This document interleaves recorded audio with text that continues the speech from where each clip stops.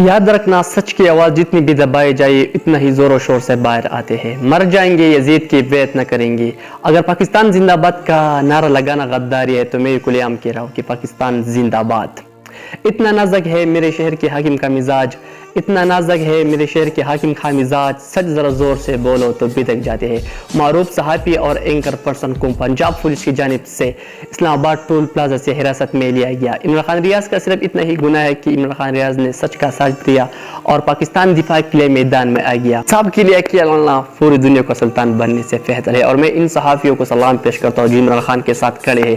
اور ایک اہم خوشخبری دینے جا رہا ہوں آپ سب کو، تحریک انصاف کا صحافی عمران خان ریاض کی گرفتاری کے خلاف ملک بھر میں احتجاج کا اعلان، اور میں آپ سب کو ریکویسٹ کرتا ہوں کہ احتجاج میں شرکت کرے اور حق کا ساتھ دے اور حق کے ساتھ کھڑے رہے۔ پاکستان زندہ باد۔